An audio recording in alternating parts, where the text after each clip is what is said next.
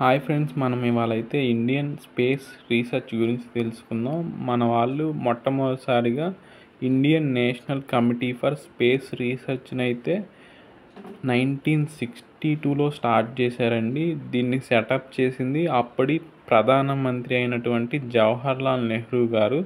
దీనికి సారథ్యం వహించింది అయితే విక్రమ్ సారాభాయ్ గారు అన్నమాట. తర్వాత 1969లో మనకి ఇస్రోని అయితే ఫామ్ చేశారు. ఈ ఇస్రో అనేది మనకి 1962లో సెటప్ చేసిన ఇన్కాస్పర్ని అయితే సూపర్సీడ్ చేసింది. ఇస్రో అంటే ఇండియన్ స్పేస్ రీసెర్చ్ ఆర్గనైజేషన్.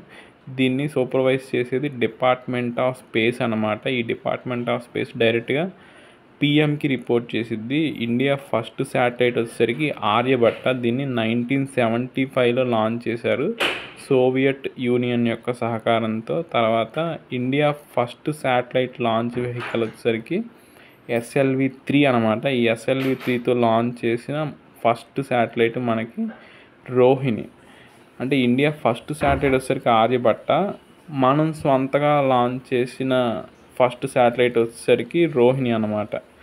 ఇంకా PSLV అంటే polar satellite launch vehicle, GSLV అంటే geosynchronous satellite launch vehicle అనమాట. PSLVనే ఇస్రో యొక్క రేసు గుర్రం అని కూడా అంటారు. చంద్రయాన్-1 వచ్చేసరికి 2008లో లాంచ్ చేయడం జరిగింది. ఇంకా మార్స్ ఆర్బిటార్ మిషన్ వచ్చేసరికి 2014.